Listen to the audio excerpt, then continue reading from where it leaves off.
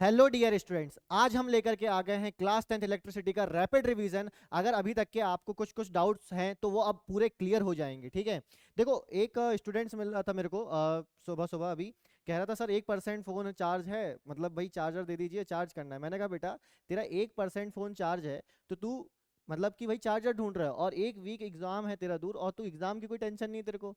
भाई कहने का मतलब ये कोई बात नहीं, अपन आज इलेक्ट्रिसिटी चैप्टर और फोन दोनों चार्ज कर देंगे। ठीक है, चलो भाई स्टार्ट करते हैं इलेक्ट्रिसिटी चैप्टर। अब सबसे पहली चीज आ जाती है इलेक्ट्रिक चार्ज। तो इलेक्ट्रिक चार्ज जो रहता है क्या होता है, ठीक है, तो यहां पर मैं बोल रहा है it is a physical quantity of matter which cause it to experience a force when placed near other electricity charge matter. कहने का मतलब बेटा क्या होता है, ये एक फिजिकल प्रॉपर्टी है।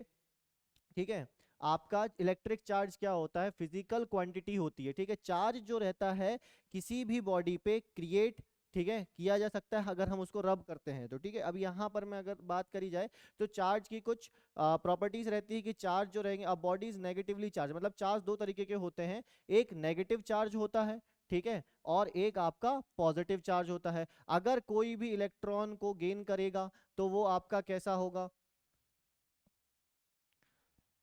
अगर कोई भी इलेक्ट्रॉन को क्या करेगा बेटा, गेन करेगा, ठीक है, तो वो आपका यहां पर मैं a body is negatively charge it gains electron. ठीक है, a body is positively charge it loses electron. अगर कोई बॉडी अपने इलेक्ट्रॉन को लूज कर रही है तो उसको हम क्या कहेंगे, पॉजिटिव चार्ज, और अगर कोई बॉडी इलेक्ट्रॉन को गेन कर रही है तो उसको हम कहेंगे नेगेटिव चार्ज। अब यहां पर मैं याद रखिएगा कि चार्ज को हम रिप्रेजेंट करते हैं किस चीज से, चार्ज को रिप्रेजेंट करते हैं हम क्यू सिंबल से। और यहां पर चार्ज की एसआई यूनिट होती है कूलम, कूलम को रिप्रेजेंट करते हैं सी से। और चार्ज एक स्केलर क्वांटिटी रहती है, और यहां पर मैं यह ध्यान रखना कि चार्ज जो रहेगा हमेशा आपका कंजर्व्ड रहता है और क्वांटाइज्ड रहता है। कंजर्व्ड का मतलब होता है ना ही इसको हम क्रिएट कर सकते हैं, नॉट टू बी क्रिएटेड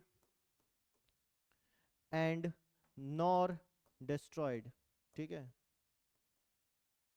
और हमेशा याद रखिए कि जो क्वांटाइज्ड होता है, चार्ज जो रहेगा आपका क्वांटाइज्ड फॉर्म में होगा। इसका मतलब ये होता है कि यहाँ पर में जो चार्ज है आपका वो 1 2 3 ऐसा होगा, 3.2 ऐसा नहीं हो सकता है। क्वांटाइज्ड का मतलब ही ये होता है। ठीक है, अब यहाँ पर में अगर हम बात करते हैं तो ये पूरी बात थी किसकी, इलेक्ट्रिक चार्ज की। ठीक है, अब जब इलेक्ट्रिक चार्ज फ्लो होना चालू होता है और उसी को हम क्या कह देते हैं, इलेक्ट्रिसिटी कह देते हैं। ठीक है, जब चार्ज भागना चालू कर देता है, जब चार्ज भागना चालू कर देता है तो उसको हम कहते हैं क्या, इलेक्ट्रिसिटी। तो यहां पर मैं देखो इलेक्ट्रिक करंट, इलेक्ट्रिक करंट क्या है, the flow of rate of flow of electric charge through a conductor is known as electric current. ठीक है, and the power which is generated is known as electricity. ठीक है, जो power generate हो रही है इलेक्ट्रिक करंट के चलते। ठीक है, अब यहां पर मैं अगर हम बात करें तो इलेक्ट्रिक करंट को हम रिप्रेजेंट करते हैं काय से, आई सिंबल से। ठीक है, अब यहां पर में होता क्या है ना बेटा, याद रखना कि आपका जो एक चार्ज है वो एक अब चार्ज की यूनिट क्या होती है बताओ, चार्ज की यूनिट होती है कूलम।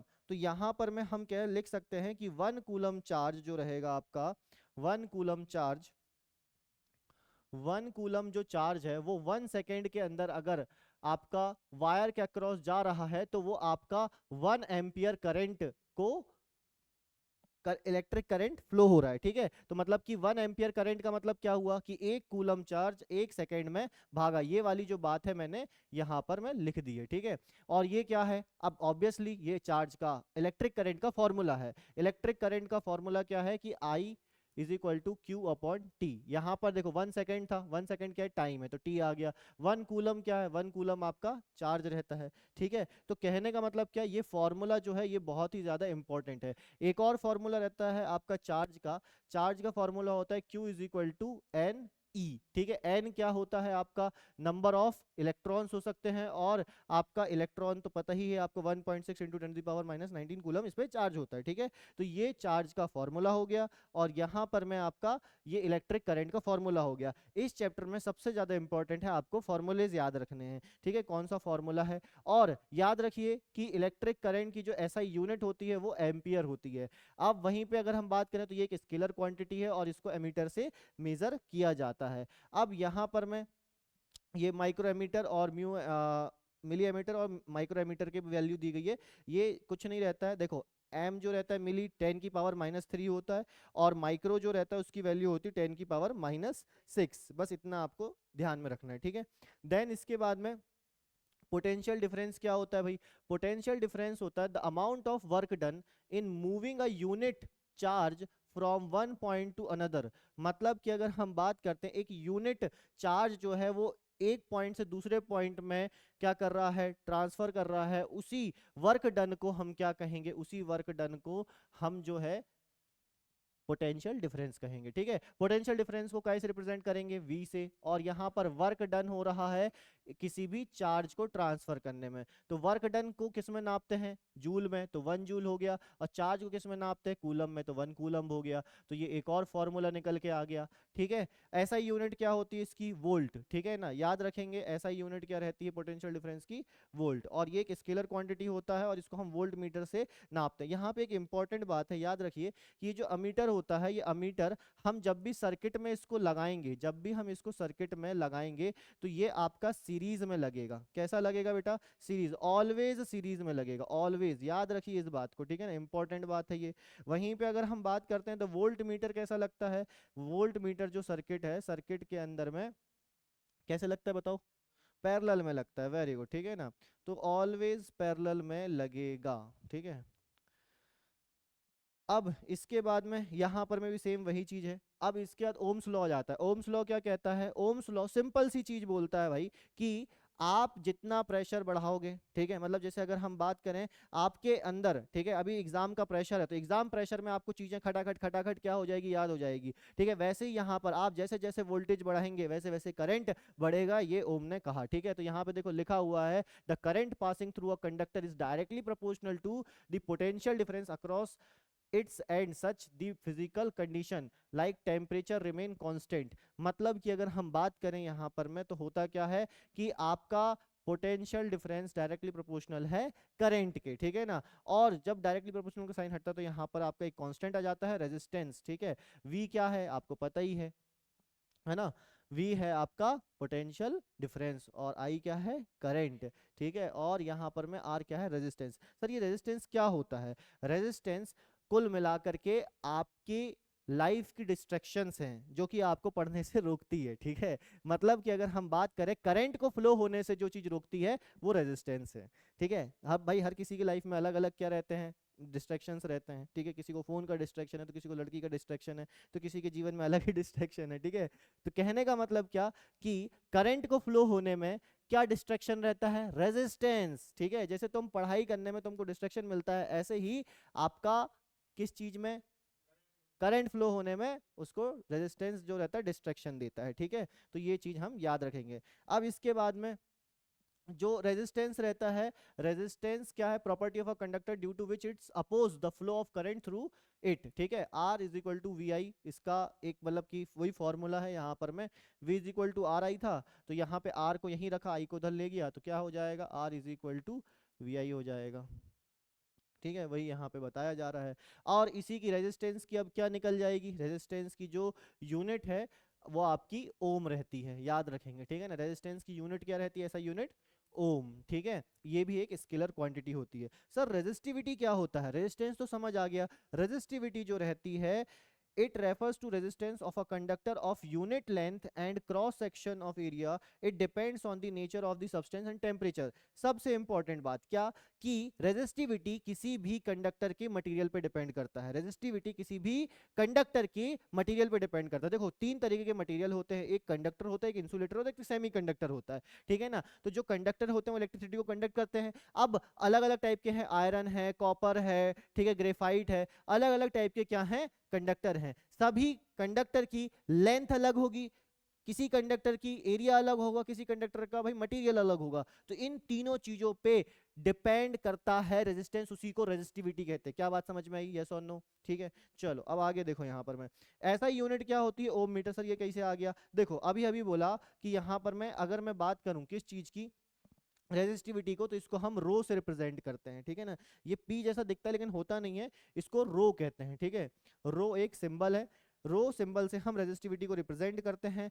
रेजिस्टेंस जो रहता है, क्या बोला जा रहा है, रेजिस्टेंस जो रहता है किसी भी कंडक्टर का यूनिट लेंथ और एरिया पे डिपेंड करता है। मतलब resistance is directly proportional to length and resistance is inversely proportional to area, area of cross section. ठीक है, इनवर्सली प्रोपोर्शनल का मतलब ये होता है कि अगर आप एरिया बढ़ाओगे तो रेजिस्टेंस क्या हो जाएगा, नहीं, एरिया बढ़ाओगे तो रेजिस्टेंस कम हो जाएगा और लेंथ बढ़ाओगे तो रेजिस्टेंस बढ़ जाएगा। अब यहाँ पर मैं तुम इसको इस तरीके से समझ सकते हो कि एरिया जो है आपका, मान लो एक तरीके से एक हाईवे का रोड है, ठीक है ना, हाईवे का रोड जितना ज्यादा चौड़ा रहेगा, जितना ज्यादा चौड़ा रहेगा, मतलब कि 4 लेन 6 लेन 8 लेन, तो ज्यादा आपका एरिया रहेगा तो रेजिस्टेंस क्या हो जाएगा, कम हो जाएगा।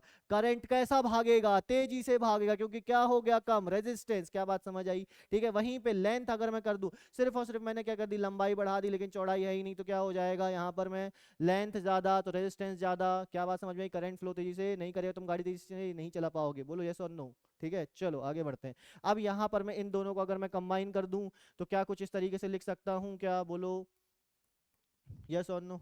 ठीक है, अब यहाँ पे जब ये प्रोपोर्शनल का साइन हटता है तो यहाँ पर मैं क्या आ जाता है, R is equals to, R is equals to rho L upon A. Sir rho क्या है, जब भी कोई प्रोपोर्शनल का साइन हटता है तो एक आपका कांस्टेंट आता है, ये रेजिस्टिविटी कांस्टेंट है जिसको हम रो से रिप्रेजेंट कर रहे हैं। क्या बात समझ में आई? ठीक है, अब यहाँ पर मैं इसी रो को मैं कुछ इस तरीके से भी लिख सकता हूँ, क्या बताइएगा किस तरीके से, रो इज इक्वल टू, देखो अब यहाँ पर मैं आपका रो जो है उसको यहीं रखा गया, इन सब चीजों को उधर ले गए, तो आपका कुछ इस तरीके से होगा, R A upon L, correct है ना। तो ये क्या निकल के आ गया आपका, अब देखो आर ए, तो यहाँ पर आर क्या है, आर है रेजिस्टेंस, रेजिस्टेंस की यूनिट क्या होती है बोलो, ओम, है ना भाई। तो ये आपका ओम हो गया, और लेंथ की क्या रहती है, लेंथ की क्या रहती है बोलो, लेंथ की बेटा मीटर, है ना। एक सेकंड, यहाँ पर मैं एरिया, एरिया ऊपर जाएगा नीचे जाएगा,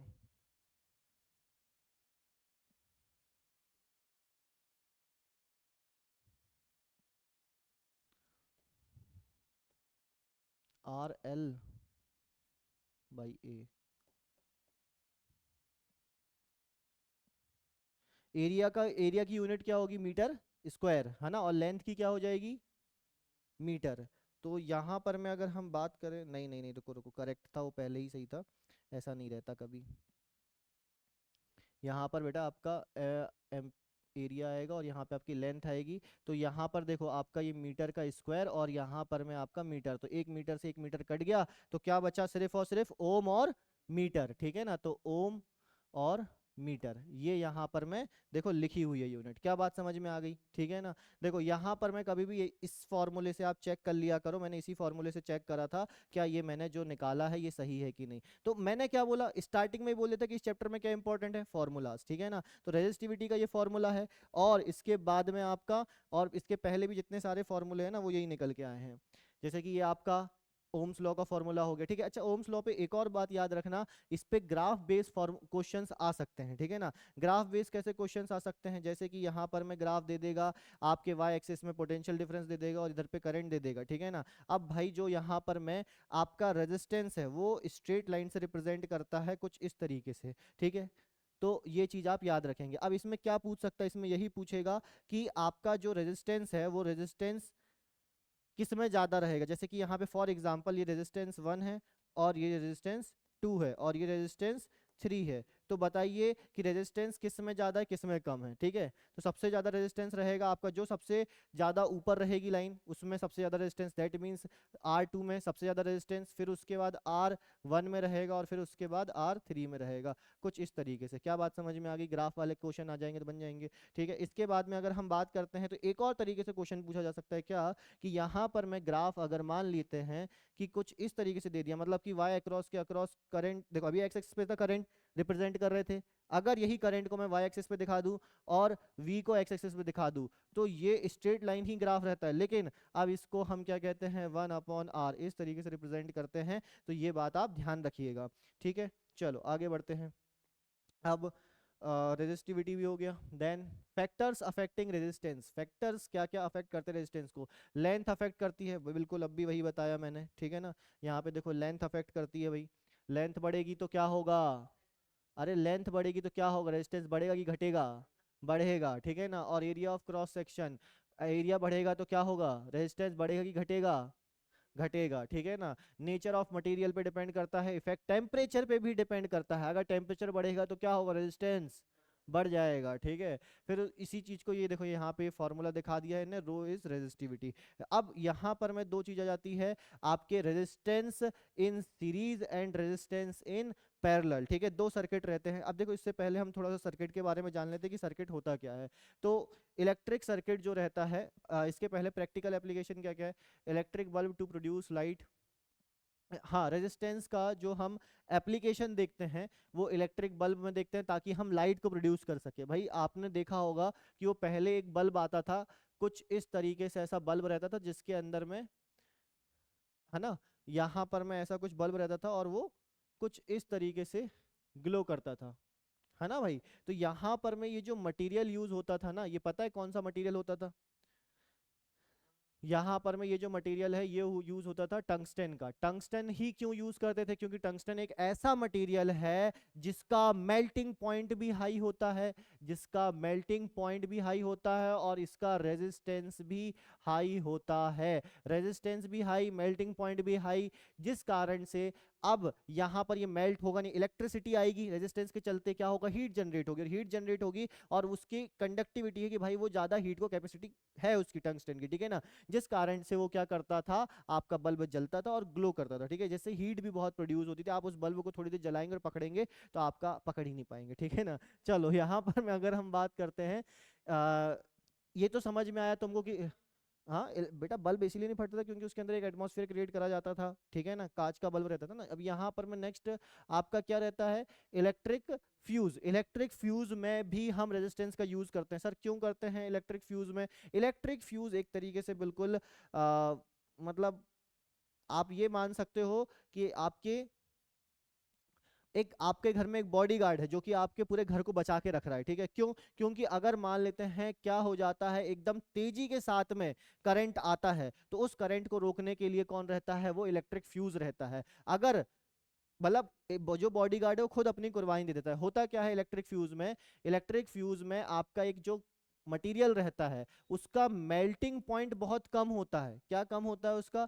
मेल्टिंग पॉइंट बहुत कम होता है। अगर करंट बहुत तेजी से आएगा, अच्छा लेकिन इसका रेजिस्टेंस भी होता है, ये भी याद रखना, रेजिस्टेंस ज्यादा होता है, ठीक है ना, रेजिस्टेंस ज्यादा है तो सीधी सी बात है करंट को रोकेगा, ठीक है। अगर ज्यादा करंट आ गया तो मेल्टिंग पॉइंट कम है तो हीट के चलते क्या हो जाएगा, मेल्ट, क्योंकि इसका मेल्टिंग पॉइंट कम है तो क्या हो जाएगा, हीट के चलते मेल्ट हो जाएगा। और ज्यादा करंट को क्या कर दे, मतलब खुद की कुर्बानी गई तो पूरे अप्लायंसेस को क्या कर लिया, बचा लिया उसने। तो घर का कहते हैं ना फ्यूज उड़ गया, समझ रहे हो, फ्यूज उड़ गया मतलब कि तुम्हारे बॉडीगार्ड ने कुर्बानी दे दी लेकिन तुम्हारे घर को बचा लिया, तुम्हारे घर के अप्लायंसेस को बचा लिया एक तरीके से। बिल्कुल जलेगा। तो फ्यूज जो रहता है बहुत ही इंपॉर्टेंट काम करता है, देखो साफ साफ लिखा, प्रोटेक्ट करता है सर्किट को और एप्लायंसेस को, ठीक है। तो इलेक्ट्रिक फ्यूज क्या रहता है, मेल्टिंग पॉइंट कम रहता है और रेजिस्टेंस बहुत ज्यादा रहता है। क्या बात समझ में आ गई, ठीक है। अब इसके बाद electric heating appliances. Electric heating appliances तुमने देखा होगा कि जो हमारे घर में गीजर रहता है, पानी गर्म करने वाली इलेक्ट्रिक रॉड रहती है या फिर हीटर्स रहते हैं, उन सभी में हम किसका यूज करते हैं, उन सभी में हम निक्रोम वायर का, निक्रोम एक मटेरियल रहता है उसके यूज करते हैं। क्यों, क्योंकि उसका रेजिस्टेंस क्या होता है, बहुत ज्यादा, रेजिस्टेंस ज्यादा रहता है और वहीं पे उसका ऑक्सीडेशन नहीं होता, मतलब कि किसी मटेरियल के साथ रिएक्ट नहीं करता है, दूसरे ऑक्सीडेशन वगैरह नहीं करता, ठीक है। तो रेजिस्टेंस ज्यादा है जिस कारण से करंट पास नहीं होगा, करंट पास नहीं होगा तो हीट जनरेट होगी और इसी हीट जनरेट के चलते हम क्या कर लेते हैं, पानी गर्म कर लेते हैं या फिर आग सेक लेते हैं, ठीक है ना। क्या बातें समझ में आ गई कि रेजिस्टेंस का कहाँ कहाँ एप्लीकेशन होता है, ठीक है। इसके बाद में इलेक्ट्रिक सर्किट। तो इलेक्ट्रिक सर्किट क्या होता है, इलेक्ट्रिक सर्किट एक क्लोज कंटिन्यूअस पाथ होता है through which electric current flow, components of electric circuit, cell, battery, bulb, switch key, wire, ठीक है, connecting wire, ammeter, voltmeter, rheostat, ये सारी चीजें रहती है आपकी। और ये आपको कहाँ पे, यहाँ पे देखने को मिलेंगे। ये सारे के सारे क्या हैं, कंपोनेंट्स है। सेल कैसा दिखता है, कुछ इस तरीके से दिखता है, इसको अपन अच्छे से बना लेते हैं, ऐसा कुछ रहता है ना, सेल। और वहीं पे बैटरी की बात करें तो बैटरी में क्या होता है, मल्टीपल सेल्स को जोड़ दो तो वो क्या बन जाता है, आपका बैटरी बन जाता है, ठीक है। स्विच जो है आपका कुल इस कुछ इस तरीके से है, तो मतलब कि ये आपका ओपन सर्किट है। ओपन सर्किट में करंट फ्लो क्या करेगा, नहीं करेगा, तो सीधी सी बात है, मतलब कि ये ऑफ, स्विच जब ऑफ रहेगा ना तो कुछ इस तरीके से हम रिप्रेजेंट करेंगे, और अगर स्विच ऑन है तो हम कुछ इस तरीके से रिप्रेजेंट करेंगे। और अगर आप वायर जॉइंट, ठीक है, वायर जॉइंट है तो हम कुछ इस तरीके से रिप्रेजेंट कर देंगे। उसके बाद में बोल रहा है रेजिस्टर, रेजिस्टर को सिंपली कुछ जिग जैग पैटर्न में हम रिप्रेजेंट कर देते हैं, और रियोस्टेट को कुछ ऐसी जिग जैग पैटर्न के बाद में यहाँ पर ऐसा एरो दिखा दिया जाता है, या फिर कुछ कुछ आप इस तरीके से भी इसको देख सकते हैं, ऐसा कुछ, ठीक है। तो ये भी रियोस्टेट होता है, ये भी रियोस्टेट होता है, जो कि क्या करते हैं, रियोस्टेट के चलते रेजिस्टेंस को कंट्रोल कर लेते हैं, कम ज्यादा। आपके घरों में जो रेगुलेटर है ना फैन का, वो रेगुलेटर क्या है, वो रियोस्टेट ही है, जो कि क्या करता है, इलेक्ट्रिसिटी को आपके एक मीडियम में फ्लो करने देता है। अगर आप उसको फैन को फुल स्पीड में करना चाहते हो तो रेजिस्टेंस पूरा कम करना पड़ेगा कि बढ़ाना पड़ेगा, कम करना पड़ेगा, तभी क्या होगा, आपका फैन तेजी से घूमेगा। और अगर आप चाह रहे हो कि नहीं भाई ठंडी है अभी, तो अभी हम क्या करेंगे, फैन लेकिन धीरे धीरे चलते रहना चाहिए, अच्छा लगता है क्योंकि, ठीक है। तो कुछ कुछ लोग रहते हैं ना जिनको नींद ही नहीं आती है, पंखे की आवाज सुन के नींद आती है ठंड में भी, तो कहने का मतलब क्या कि भाई उनको रेजिस्टेंस बढ़ाना पड़ेगा ताकि क्या हो, पंखा धीरे धीरे चले, ठीक है। चलो भाई आगे बढ़ते हैं। एमीटर और वोल्ट मीटर को भी कुछ हम इस तरीके से रिप्रेजेंट करते हैं, एमीटर में और वोल्ट मीटर को सर्किट के दौरान, ठीक है ना। और बाकी तो मैंने बता ही दिया कि इनको हम कैसे क्या लगाते हैं। तो ये सर्किट में जो रहते हैं सिंबल्स, ठीक है, कंपोनेंट्स, इनको आप याद रखिएगा, बहुत ही ज्यादा ये इंपॉर्टेंट रहते हैं, क्वेश्चन आता है डायरेक्ट सीधे सीधे। और वहीं पे अगर हम बात करते हैं तो इलेक्ट्रिक सर्किट की, ये तो आपको पता चलेगा कि क्लोज कंटिन्यूअस पाथ होता है जिसके थ्रू करंट फ्लो करता है, ठीक है। अब सर यहाँ पर मैं अगर हम बात करते हैं तो ये जो है दो तरीके के हम देखेंगे यहाँ पर मैं अपने सर्किट, एक जिसमें रेजिस्टेंस जो रहेंगे सीरीज में लगा रहेगा, ठीक है। मतलब सर किस तरीके से लगा रहेगा, जैसे पहले तो मैं आपको एक नॉर्मल सर्किट बता दे रहा हूँ। नॉर्मल सर्किट जो रहता है, एक सेकेंड, ये देखो नॉर्मल सर्किट कैसा रहेगा। नॉर्मल सर्किट आपका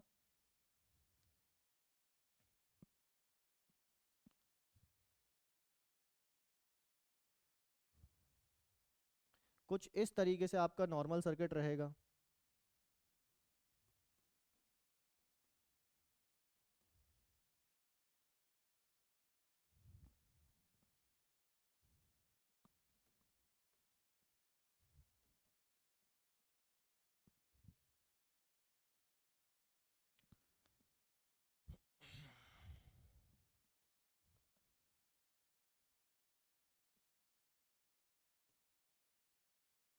तो यहाँ की बनाना था ना, ठीक है।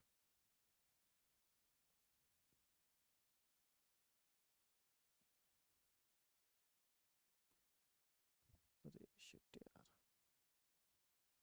क्या हो रहा है। अब देखो समझना, यहाँ पर ये क्या लगा दिए मैंने, बैटरी, ठीक है। यहाँ पे की लगी हुई है, यहाँ पे एमीटर लगा हुआ है, कितना करंट फ्लो हो रहा है। और देखो आप ये देख सकते हो कि यहाँ पर मैं आपका जो एमीटर है वो एमीटर कैसा है, मतलब कि पॉजिटिव टर्मिनल से पॉजिटिव टर्मिनल जुड़ा हुआ है, नेगेटिव टर्मिनल से नेगेटिव टर्मिनल जुड़ा हुआ है। ये करंट कितना फ्लो हो रहा है, किस डायरेक्शन में फ्लो हो रहा है, वो बताने के लिए रहता है। उसके अलावा अगर हम बात करें तो ये की रहती है, ठीक है। अब ये क्लोज सर्किट है, तो ऑब्वियसली जैसे ही क्लोज सर्किट होगा तो यहाँ पर मैं क्या हो जाएगा आपका, यहाँ पर मैं आपका ये बल्ब जो है ग्लो कर जाएगा, ठीक है ना। अगर हम बात करें वहीं पे, तो अगर मान लेते हैं कि अब क्या होगा, अब जो बल्ब ये है ये ग्लो नहीं कर पाया क्योंकि सर्किट कैसा हो गया, इनकम्प्लीट हो गया है ना, ओपन हो गया। तो जिस कारण से बल्ब ग्लो करेगा क्या, नहीं करेगा भाई, है ना। अरे बल्ब ग्लो नहीं करेगा, ठीक है। ये बात आपको समझ में आ गई होगी, ठीक है। चलो अब आगे बढ़ते हैं फटाक से अपन, कि यहाँ पर मैं जो सर आप बता रहे थे कि रेजिस्टेंस इन सीरीज, इसका मतलब क्या होता है। इसका मतलब ये है कि अपन ने क्या करा हुआ है, यहाँ पर मैं एमीटर लगा दिया, यहाँ पर मैं हमने बैटरी लगा दी,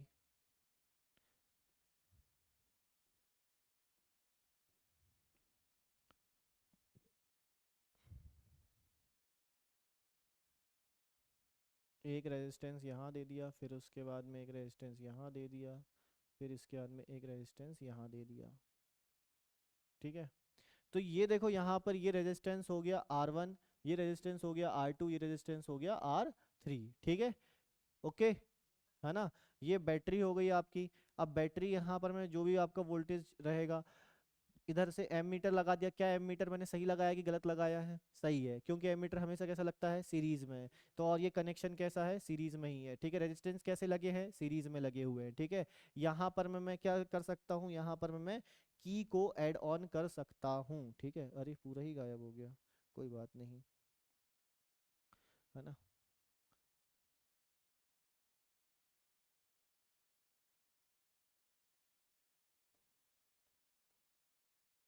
चलो अब देखो यहाँ पर मैं, अच्छा एक चीज रह गई, क्या बताना चाहोगे, क्या रह गया?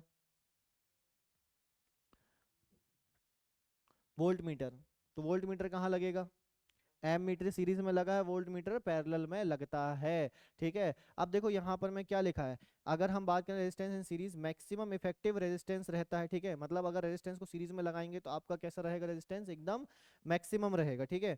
टू और more resistor are connected end to end, current remains constant but voltage vary, ठीक है। V1 V2 V3, मतलब अगर हम बात करें तो तीनों के अक्रॉस यहाँ से यहाँ, ठीक है, आपका क्या रहेगा, वोल्ट मीटर, मतलब वोल्टेज अलग रहेगा।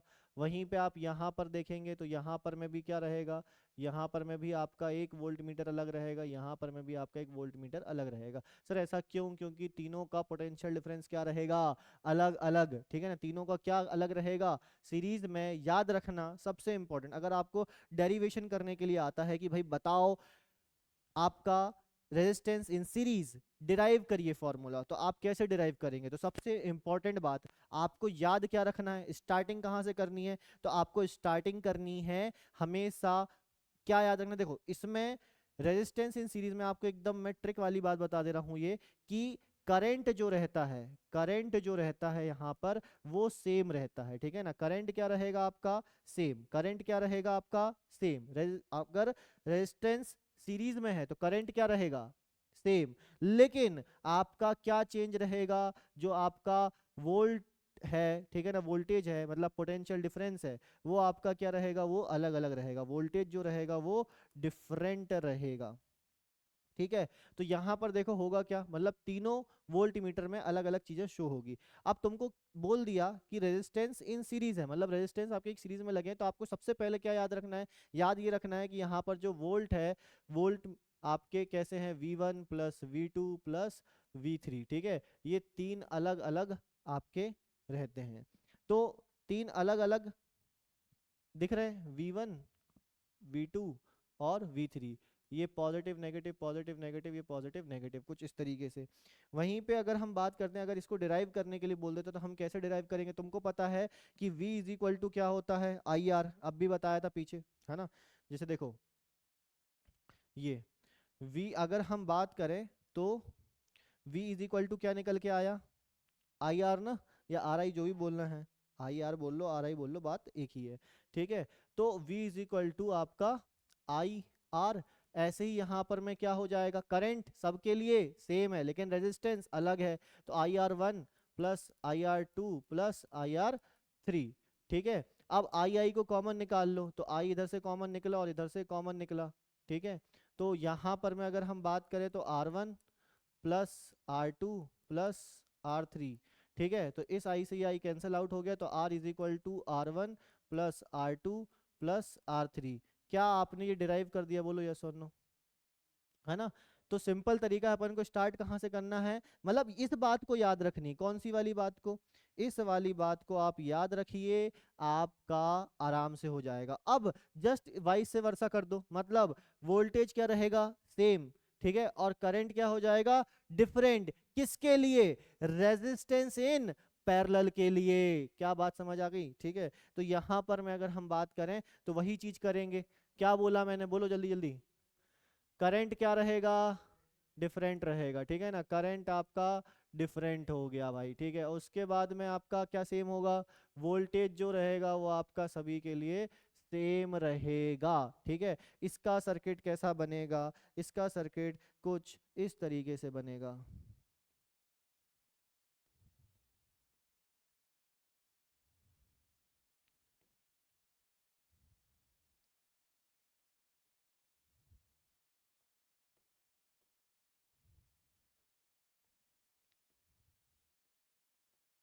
ये लगा दिया एमीटर,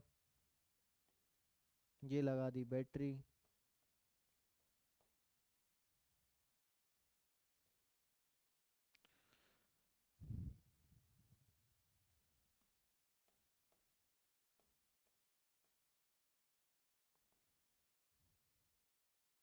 ये लगा दी यहाँ पर की। अब यहाँ पर मैं देखो, आपका वोल्ट मीटर जो रहेगा, ठीक है, वो आपका कैसा लगेगा? क्या मैंने सही लगाया बताओ, यस और नो? सही है ना भाई? हमेशा एमीटर कैसा रहता है? सीरीज। और वोल्ट मीटर कैसा रहता है? पैरेलल। है ना? तो वो चीज फॉलो हो रही है। R1, R2, R3 तीनों हैं, ठीक है। यहाँ पर अब आप देखेंगे क्या क्या हो रहा है कि भाई यहाँ से करंट निकला, ठीक है ना, ये करंट आपका गया। अब करंट जो है बेटा, करंट आई यहाँ तक तो ठीक था, लेकिन करंट जो होगा वो यहाँ पे क्या हो जाएगा? I1, यहाँ पे क्या हो जाएगा? I2, ठीक है, और यहाँ पर क्या हो जाएगा? I3। करंट जो है आपका तीनों में क्या हो गया बोलो? करंट क्या हो गया तीनों में? डिफरेंट। और वोल्टेज क्या हो गया तीनों के लिए? सेम, ठीक है। तो उस हिसाब से मैं क्या यहाँ पे लिख सकता हूँ कि नहीं बोलो? देखो यहाँ पे करंट क्या है आपका? डिफरेंट है। तो करंट डिफरेंट है, तो अब आपको पता है कि आई का क्या रहता है? जैसे यहाँ पर V is equal to I R था ना, V is equal to I R, ऐसे ही I के लिए क्या हो जाएगा? I के लिए आपका इसी चीज से मैं देखो I को उधर ले जाऊंगा, R को इधर ले आऊंगा, तो I इज इक्वल टू आपका V अपॉन R हो जाएगा। करेक्ट? अरे भाई, इस I को इधर ले गया और R को उधर ले गया, तो I is equal to V upon R हो गया ना, ठीक है। तो यहाँ पर मैं आपका V अपॉन R, ठीक है, V upon R is equal to V upon R1 plus V upon R2 plus V upon R3, ठीक है। अब इसमें से मैं क्या कर लूंगा भाई? वही चीज मैं कॉमन निकाल लूंगा। तो V upon R is equal to V common 1/R1 plus 1/R2 plus 1/R3, ठीक है। तो V से V कैंसिल आउट हो गया, तो यहाँ पर मैं आपका बचा क्या? 1/R is equal to 1/R1 plus 1/R2 plus 1/R3, ठीक है। क्या आ गया वहीं पे? है ना? बोलो, आया नहीं आया? ये आ गया ना? तो मतलब आपकी मास्टर लाइन क्या निकल के आएगी? ये वाली। इस चीज को याद रखोगे तो रेजिस्टेंस इन पैरेलल और रेजिस्टेंस सीरीज में कभी गलती नहीं करके आओगे, ठीक है, और ना ही किसी क्वेश्चंस में गलती करोगे। करेक्ट है? क्योंकि कॉन्सेप्चुअल क्वेश्चंस आते हैं तो यही पूछते हैं कि भाई किसका करंट वोल्टेज क्या है, ठीक है ना, तो ये आपको याद रखना है, ठीक है भाई। अब आगे देखो, आगे आपका कंपोनेंट्स वगैरह भी हो गए। इलेक्ट्रिक पावर, ठीक है, इलेक्ट्रिक पावर जो रहता है ये क्या रहता है सर? इलेक्ट्रिक पावर रहता है rate at which electric energy is dissipated और कंज्यूम्ड इन इलेक्ट्रिक सर्किट। मतलब कि इलेक्ट्रिक सर्किट में कितनी एनर्जी कंज्यूम हुई, ठीक है, उसको कहते हैं हम क्या? Electric power. और पावर को P से रिप्रेजेंट करते हैं, ठीक है। तो यहाँ पर मैं P is equal to V I आ गया आपका फॉर्मूला। सर क्यों आ गया? क्योंकि भाई यहाँ पर मैं साफ साफ बोल रहा है कि कितना रेट इलेक्ट्रिक एनर्जी आपका क्या हो रहा है? कंज्यूम हो रहा है सर्किट के अक्रॉस, ठीक है। अब देखो यहाँ पर में एक और चीज रहती है, इसका एक और फॉर्मूला रहता है आई स्क्वायर आर और वी स्क्वायर आर। इसका डेरिवेशन ऐसे पूछता नहीं है सच, लेकिन फिर भी आप क्या करेंगे? फॉर्मूलाज याद रखेंगे। बार बार बोल रहा हूँ, फॉर्मूलाज क्या रहते हैं? इंपॉर्टेंट रहते हैं। ऐसा यूनिट क्या रहती है आपकी इलेक्ट्रिक पावर की? वॉट रहती है, ठीक है। अगर आपको डिफाइन करने बोल दिया कि भाई वॉट बताइए, डिफाइन 1 वॉट, अगर आपको पूछ लिया जाता है कि डिफाइन 1 वॉट, तो आप कैसे डिफाइन करेंगे? तो आप सीधे सीधे बता देंगे क्या कि यहाँ पर मैं 1 जूल, ठीक है, जो है वो आपका क्या हुआ है? एनर्जी कंज्यूम हुई है 1 सेकेंड में, तो आपका 1 वॉट पावर बना, ठीक है। अब यहाँ पर मैं 1 किलोवाट क्या होता है? कुल मिलाकर के आप कुछ नहीं करते हैं, 1000 से डिवाइड कर देते हैं, ठीक है। तो मतलब 1 किलोवाट में क्या आ जाएगा? 1000 वॉट आ जाएंगे। 1 किलोवाट में आपके 1000 वॉट आ जाते हैं। क्या हमने सबसे पहले 1 वॉट को समझा? 1 वॉट क्या होता है? 1 वॉट का मतलब 1 जूल आपका वर्क डन, 1 जूल एनर्जी, ठीक है ना, क्रिएट हुई 1 सेकेंड में।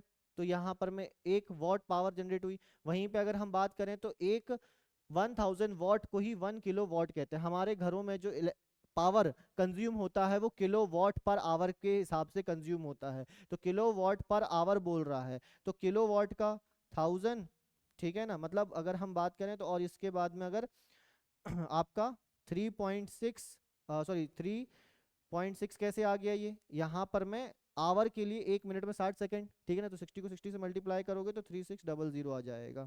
तो कुछ इस तरीके से आपको ये यूनिट देखने को मिलती है कि 1 किलोवाट की क्या वैल्यू होती है। अब देखो, इससे मैं लिख के दे रहा हूँ, एक क्वेश्चन आपका न्यूमेरिकल बोर्ड में आएगा ही आएगा कि आप यहाँ पर मैं ऐसा कुछ देखेंगे कि आपको वॉट में चीजें दी हुई होगी, ठीक है। वॉट में चीजें दी हुई होगी, उसको क्या करना पड़ेगा, आपको कन्वर्ट करना पड़ेगा किलोवाट में। फिर किलोवाट से आपको क्या दिया रहेगा, उसमें हो सकता है कि क्वेश्चन में आपका 1 किलोवाट कितने पावर, मतलब कितने रुपीस पे यूज हो रहा है, अलग अलग जगह का अलग अलग रहता है, तो वो उससे आपको मल्टीप्लाई करना रहेगा तो आंसर आ जाएगा, ठीक है। देन इसके बाद में joules law of heating, heating law होता है एक, यहाँ पर में यही है जो ये जो फॉर्मूला आए हैं ना उसके बारे में बताया गया है कि एक जूल्स लॉ होता है हीटिंग का। The heat produce in a conductor is directly proportional to square of the current, मतलब कि जो हीट प्रोड्यूस होती है वो करंट के स्क्वायर में, डबल में हो रही है, ठीक है। वहीं पे जो रेजिस्टेंस होता है R of the conductor and the time for which the current is passed, तो हीट का फॉर्मूला क्या निकल के जाएगा, आई स्क्वायर आर टी। इसका भी एक फॉर्मूला है जो कि आपको क्या रखना है, याद रखना है, इट्स ऐसा यूनिट इज जूल। इसकी भी ऐसा यूनिट जो रहती है आपकी किस में रहती है, जूल में रहती है। और इसी तरीके से हमारा क्या हो जाता है, चैप्टर हो जाता है एंड। और अगर आपको कोई भी ऐसे ही डाउट रहते हैं तो कमेंट सेक्शन में जरूर बताइए, उसकी क्वेरीज जरूर सॉल्व हो जाएगी। देन अगर आप और भी ऐसे ही लेक्चर्स चाहते हैं तो कमेंट करके जरूर बताओ कौन से चैप्टर में डाउट है, उसी चीज को हम रिवीजन के फॉर्मेट में लेके आएंगे। जब के लिए बेटा बेस्ट ऑफ लक आपका, यहाँ पर मैं good luck for your exam, ठीक है। और अपनी प्रिपरेशन को आप जितना बूस्ट कर सकते हैं उतना बूस्ट करिए।